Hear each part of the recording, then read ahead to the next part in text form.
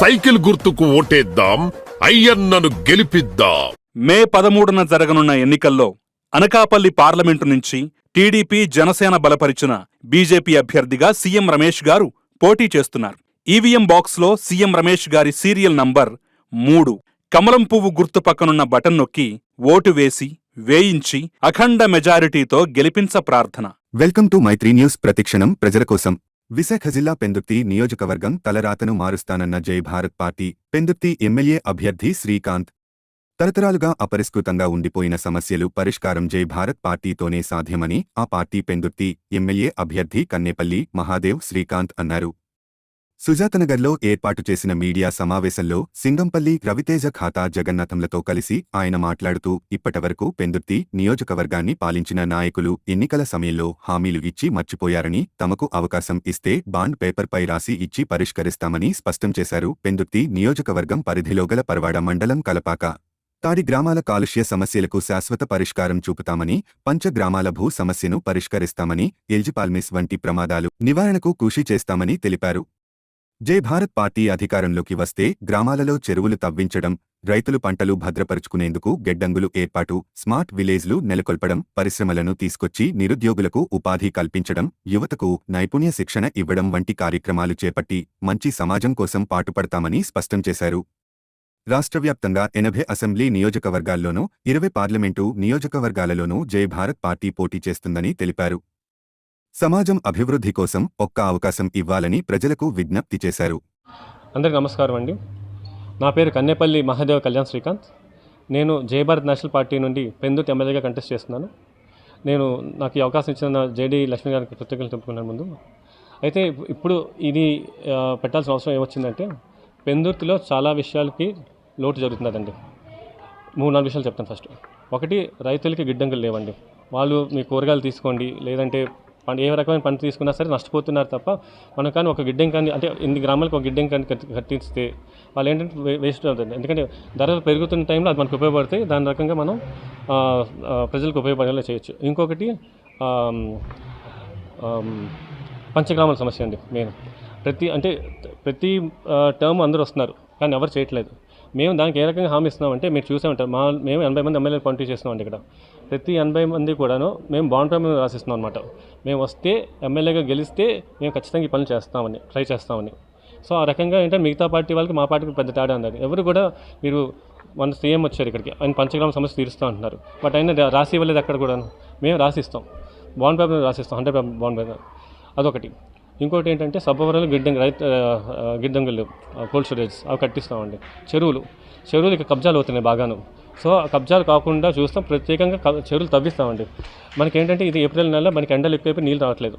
So మా ప్రభుత్వం అధికారంలోకి వచ్చిన, నేను ఎమ్మెల్యేగా గెలిచిన, మా ఎమ్మెల్యే నిధులతో డెఫినెట్గా చెరువులు తగ్గిస్తాం. ఇంకోటి స్మార్ట్ విలేజెస్ అండి. ఎందుకంటే ఇదంతా టెక్నాలజీ టైం మొత్తం. సో ఏంటంటే మనం టెక్నాలజీతో పాటు ముందుకెళ్ళాలి.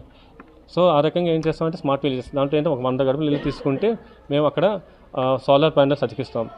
ప్రతి లైట్ స్ట్రీట్ లైట్స్ అవనండి, లేదంటే గడప బయట నుంచి వస్తే ఇంటర్నెట్ వచ్చేలా చేస్తామండి. అదొకటి. ఇంకా మెయిన్గా ఏంటంటే తాడి గ్రామం ఎప్పటి నుంచో తరలిస్తూ ఉంటున్నారు. ఇప్పటికే వాళ్ళు ఏంటంటే ఫార్మాసిటీ కంపెనీ వల్ల ల్యాండ్ పొల్యూట్ అయింది, ఎయిర్ పొల్యూట్ అయిందండి. అంటే ఆల్మోస్ట్ ఒక 10 టర్మ్స్ పెందుర్తిలో అయ్యింది కానీ ఎవరికి తరలించట్లేదు. సేమ్ విత్ ద కలపాక స్వయంభూవరం, ఆ ప్రజలకు అదే ఇష్యూ ఫేస్ అవుతున్నారండి. సో ముఖ్యంగా ఇవి ఒకవేళ చెప్పదలసిందండి. నా పేరు ఖాతా జగన్నారాయణ. జై భారత్ నేషనల్ పార్టీ పెందుర్తి ఇన్ఛార్జ్గా చేస్తున్నాను ఇక్కడ. సో ముందుగా వస్తే ఇక్కడ అంతా సమస్యలు, ఊరిలో ఉన్న సమస్యల గురించి చెప్పారు. ఇప్పుడు ఒక న్యూ డెవలప్మెంట్ ఉంటే ఎలా ఉంటుంది దాని గురించి మాట్లాడదాం అనుకుంటున్నాం. ఇప్పుడు చూస్తే మన ఏరియా నుంచి చూసుకుంటే ఒక ఐఏఎస్ ఆఫీసర్స్ కానీ, ఐపీఎస్ ఆఫీసర్స్ కానీ ఇలా చాలా ల్యాక్ ఆఫ్ నాలెడ్జ్గా ఉన్నారు. అంటే ఎలా ఆఫీసర్ లెవెల్కి వెళ్దామని. సో దీనికంటూ ఒక ఎడ్యుకేషన్ అండ్ కెరియర్ అడ్వైజరీ కమిటీని తీసుకొద్దాం అనుకుంటున్నాం. సో వాళ్ళు ఏంటంటే మన గ్రోత్ ఎలా ఉంటుంది, నెక్స్ట్ లెవెల్ ఎలా చూడొచ్చు, దీని గురించి ఒక కమిటీ. తర్వాత ప్రతి విలేజ్కి ఒక లైబ్రరీ అనేది ఇస్తాం వాళ్ళ యొక్క డెవలప్మెంట్ కొరకు. ఇది కూడా మేము ముందుకు వెళ్ళాలని చూస్తున్నాం. తర్వాత చూస్తే right to ask box system అనేది ఒకటి పెడదాం అనుకుంటున్నాం.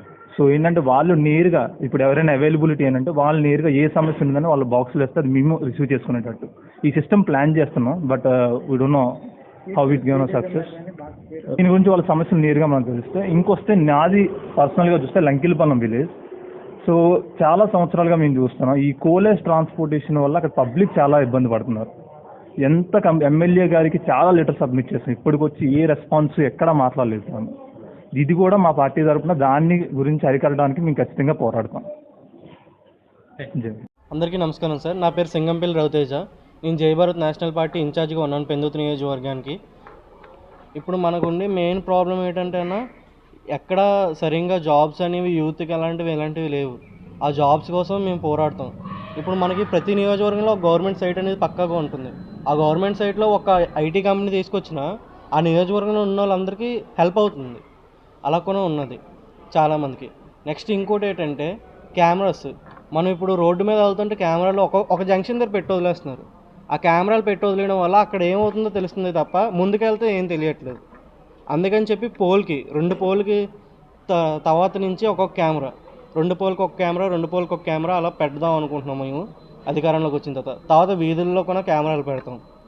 నెక్స్ట్ ఆ పల్లెటూరులో ఉన్న అందరికీ చాలామందికి ఇప్పుడు భీమిలీలో కోల్డ్ స్టోరేజ్ లేదన్న.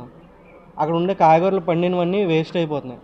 అలాంటి వాళ్ళందరికీ కోల్డ్ స్టోరేజ్ అనేది కడతాం, కోల్డ్ స్టోరేజ్ కట్టిస్తాం. నెక్స్ట్ ఏమొచ్చి చెరువులు అవన్నీ తవ్వించి ప్రతి నియోజకవర్గానికి మంచి జరిగేలా చూస్తాం అన్న. నెక్స్ట్ మెయిన్ ప్రాబ్లం ఏంటంటే యువత దేనికి బానిస అయిపోకుండా యువత ముందుకు వచ్చి మాకు సపోర్ట్ చేయాలని కోరుకుంటున్నాం. అలాగే మీ మీడియా వాళ్ళు కూడా అందరూ మాకు సపోర్ట్ చేయాలన్న. జై భారత్, జై జై భారత్.